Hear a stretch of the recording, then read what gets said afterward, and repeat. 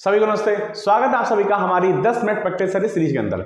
इस practice series का purpose इतना है कि जैसे कि आपके एग्जाम के दिन कम बचे हुए हैं, वैसे ही हम कम समय में आपको ज्यादा से ज्यादा और इंपॉर्टेंट क्वेश्चन की प्रैक्टिस करवा पाएं। इसलिए हम लेके आए हैं आप सबके लिए 10 मिनट की प्रैक्टिस सीरीज।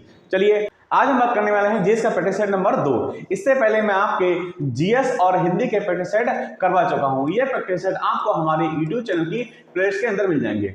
देखिए पहला क्वेश्चन क्या कह रहा है। पहला क्वेश्चन कह रहा है भारत की वर्ष 2011 की जनगणना के आंकड़ों के अनुसार उत्तर प्रदेश के किस शहर का जनघनत्व सर्वाधिक है। देखिए पहले समझिए जनघनत्व। देखिए जनघनत्व होता क्या है। जनघनत्व होता है पॉपुलर डेंसिटी, मतलब कि प्रति किलोमीटर स्क्वायर एरिया के अंदर कितने लोग रहते हैं, इसको ही हम कहते हैं जनघनत्व। देखिए तो इस हिसाब से देखेंगे कानपुर का जो जनघनत्व है वो दे रखा है आपका 1452 और लखनऊ का होता है आपका 1816 और बात करें मुरादाबाद का प्रेजेंट नाम में जो 2011 की जनगणना थी उसका जनघनत्व दे रखा था आपका 1283 और यही हम गाजियाबाद को देखें तो उसका जनघनत्व है आपका 3971 प्रति किलोमीटर स्क्वायर। ये सारे क्या है प्रति किलोमीटर स्क्वायर दे रखे हैं। चलिए इस हिसाब से अगर हम देखेंगे तो सबसे ज्यादा जनघनत्व जो है वो किस में दे रखा है। देखिए इसका आंसर सही होगा गाजियाबाद, तो पहले का ऑप्शन डी सही हो जाएगा। फिर देखिए अगला क्वेश्चन कह रहा है उत्तर प्रदेश में बोक्सा जनजाति किस जनपद में पाई जाती है। तो देखिए बोक्सा जनजाति बिजनौर और आगरा में पाई जाती है। चलिए अब बात करते हैं क्वेश्चन नंबर 3 के बारे में। देखिए क्वेश्चन नंबर 3 कह रहा है निम्नलिखित में से किस शहर में जैव प्रौद्योगिकी पार्क स्थित है। देखिए जैव प्रौद्योगिकी पार्क जो है वो आपके लखनऊ में स्थित है। चलिए अब बात करते हैं क्वेश्चन नंबर 4 की। क्वेश्चन नंबर 4 बोल रहा है आपका जौनपुर शहर की स्थापना किसने की थी। तो भैया जौनपुर शहर की जो स्थापना थी वो फिरोज शाह तुगलक ने की थी। चलिए अब क्वेश्चन नंबर 5 क्या कह रहा है कि निम्नलिखित में से किस पर ब्रिटिश संसद में महाभियोग का मुकदमा चलाया गया था। तो भैया इसका सही आंसर होगा वारेन हेस्टिंग्स। क्या आंसर होगा इसका वारेन हेस्टिंग्स। चलिए ये बात करते हैं क्वेश्चन नंबर 6 के बारे में। देखिए क्वेश्चन नंबर 6 कह रहा है निम्नलिखित में से किसने एशियाटिक सोसाइटी ऑफ बंगाल की स्थापना की थी। तो भैया इसका जो सही आंसर होगा वो होगा विलियम जोन्स। 6 का ऑप्शन नंबर डी सही होगा। चलिए अगला क्वेश्चन 7। देखिए 7 क्वेश्चन कह रहा है भारतीय द्वारा अंग्रेजी में प्रकाशित प्रथम समाचार पत्र था। तो भाई भारतीयों द्वारा जो पहला समाचार पत्र अंग्रेजी में छापा गया था वो था आपका हिंदू पैट्रियट। क्या था आपका 7 का ए आंसर सही हो जाएगा। चलिए अब बात करते हैं क्वेश्चन नंबर 8 की। क्वेश्चन नंबर 8 कह रहा है क्षेत्रफल की दृष्टि से उत्तर प्रदेश का भारत में कौन सा स्थान है। तो भाई उत्तर प्रदेश का जो भारत में चौथा स्थान है। चलिए अब बात करते हैं क्वेश्चन नंबर 9 की। क्वेश्चन नंबर 9 बोला है कि उत्तर प्रदेश का कौन सा जिला सर्वाधिक राज्यों को स्पर्श करता है। तो भाई आपका इसका आंसर होगा सोनभद्र। सोनभद्र अधिक से अधिक आपके राज्यों को स्पर्श करता है। चलिए बात करते हैं क्वेश्चन नंबर 10 की। क्वेश्चन नंबर 10 बोल रहा है कि उत्तर प्रदेश का राष्ट्रीय पशु कौन सा है। तो भैया उत्तर प्रदेश का जो राजकीय पशु है वो है बारहसिंगा।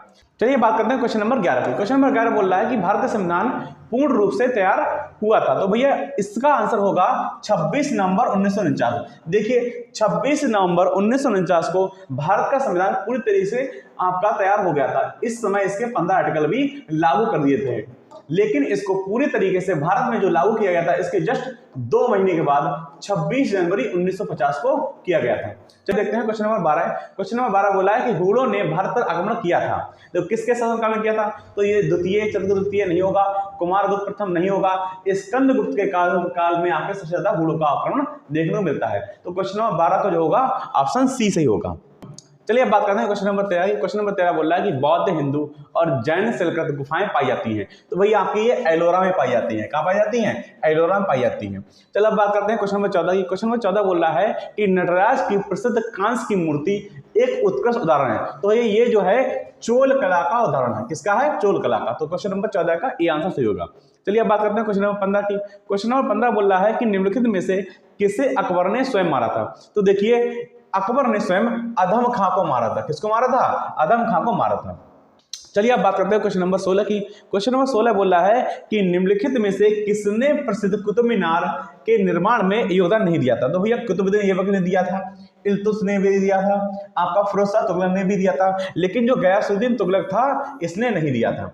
चलिए अब बात करते हैं क्वेश्चन नंबर 17 की।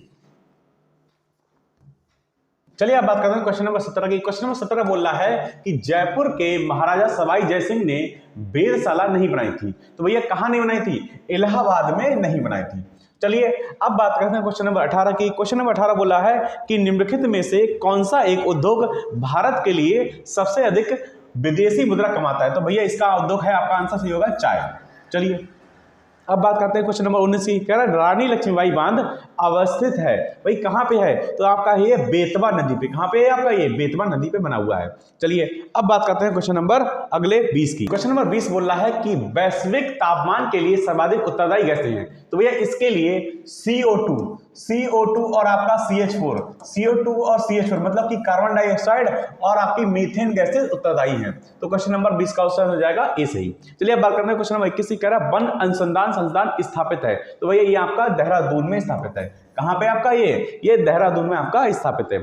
चलिए अब बात करते हैं क्वेश्चन नंबर 22 की। कह रहा है किस राज्य का 90% से अधिक क्षेत्र वन आच्छादित है, मतलब कि ज्यादातर 90% क्या है आपके वन पाए जाते हैं, तो वो आपके पाए जाते हैं अरुणाचल प्रदेश में। तो भैया क्वेश्चन नंबर 22 का सही आंसर होगा ए, अरुणाचल प्रदेश। क्वेश्चन नंबर 23 बोल रहा है कि अफ्रीका का सर्वोच्च पर्वत शिखर माउंट किलिमंजारो अवस्थित है। तो भैया ये जो आंसर होगा तंजानिया में अवस्थित है आपका। ये बात करते हैं क्वेश्चन नंबर 24 की। क्वेश्चन नंबर 24 बोल रहा है कि इनपुट लोग नहीं पाए जाते हैं। तो इनपुट लोग जो नहीं पाए जाते हैं वो स्वीडन में नहीं पाए जाते हैं। चलिए अब बात करते हैं क्वेश्चन नंबर 25 की। क्वेश्चन नंबर 25 बोल रहा है कि वायुमंडल में निम्नलिखित में से किसके उत्सर्जन से अम्लीय वर्षा होती है। तो भाई नाइट्रस ऑक्साइड और सल्फर डाइऑक्साइड के उत्सर्जन से आपकी अम्लीय वर्षा होती है। चलिए अब बात करते हैं क्वेश्चन नंबर 26 की। कह रहा विद्युत बल्ब के अंदर कौन सी गैस होती है। तो भैया ऑक्सीजन नहीं होती है, कार्बन डाइऑक्साइड नहीं होती है और आपकी एयर भी नहीं होती है। देखिए आपका जो इलेक्ट्रिक बल्ब होता है, विद्युत बल्ब होता है, उसके अंदर आपकी आर्गन गैस भरी होती है। क्या भरी होती है, आर्गन गैस भरी होती है, जो कि इस ऑप्शन में नहीं दे रखा है। तो इसका आंसर नंबर डी सही होगा। चलिए अब बात करते हैं क्वेश्चन नंबर 27 की। क्वेश्चन नंबर 27 बोल रहा है कि वायुमंडलीय दाब को मापने के लिए किस यंत्र का प्रयोग किया जाता है। तो भैया बैरोमीटर का यूज किया जाता है। चलिए अब बात करते हैं क्वेश्चन नंबर 28 की। क्वेश्चन नंबर 28 बोल रहा है कि गुरुत्वाकर्षण के सार्वभौमिक नियम का प्रतिपादन किसने दिया था। तो जो आपका दिया था वो न्यूटन ने दिया था। चलिए अब बात करते हैं क्वेश्चन नंबर 29 की। क्वेश्चन नंबर 29 बोल रहा है किन महीनों में रबी फसल की बुआई होती है। तो भैया जो रबी की फसल है वो अक्टूबर नवंबर में उसकी बुआई होती है। चलिए अब बात करते हैं क्वेश्चन नंबर 30 की। क्वेश्चन नंबर 30 बोल रहा है कि पीतल में कौन कौन सी धातुएं होती है। तो भैया पीतल के अंदर एक तो आपका तांबा और आपका प्लस में जस्ता मिलाया जाता है। क्या मिलाया जाता है, तांबा और जस्ता मिला के आपका पीतल बनाते हैं। इसका ऑप्शन नंबर डी सही हो जाएगा।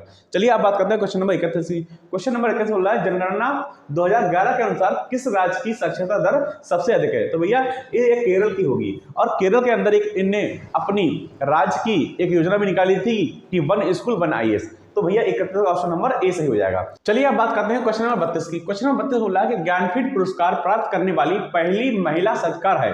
तो भैया ये पहली महिला साहित्यकार जो है वो आशापूर्णा देवी है। चलिए अब बात करते हैं क्वेश्चन नंबर 33 की। क्वेश्चन नंबर 33 बोल रहा है कि निम्नलिखित नृत्य शैलियों में से किसका उद्घाटन पूर्व भारत में हुआ है। तो भैया पूर्व भारत में कौन है आपका, भैया आपका मणिपुरी है। कहाँ है आपका, मणिपुरी। आपका आंसर सही हो जाएगा। चलिए अब बात करते हैं क्वेश्चन नंबर 34। क्वेश्चन नंबर 34 बोल रहा है कि जेरूसलम निम्नलिखित में से किसका तीर्थ स्थान स्थल नहीं है। तो ये यहूदियों का है, बिल्कुल मुस्लिम्स का भी है और ईसाई का भी है, लेकिन पारसियों का जो नहीं है। तो भैया क्वेश्चन नंबर 34 का आंसर नंबर बी हो जाएगा।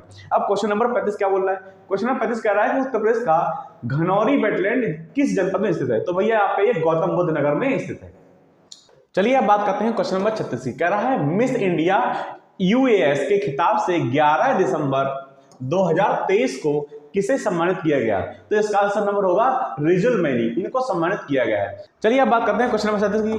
क्वेश्चन नंबर 37 बोल रहा है कि किस देश द्वारा 24 नवंबर 2023 को भारत में अपने दूतावास को स्थायी तौर पर बंद करने की घोषणा की है। तो इसका आंसर नंबर होगा बी सही, अफगानिस्तान। चलिए अब बात करते हैं क्वेश्चन नंबर 38 की। क्वेश्चन नंबर 38 बोल रहा है कि संयुक्त राष्ट्र विश्व पर्यटन संगठन UNWTO द्वारा किस भारतीय गांव को सर्वश्रेष्ठ पर्यटन गांव के खिताब से सम्मानित किया गया है।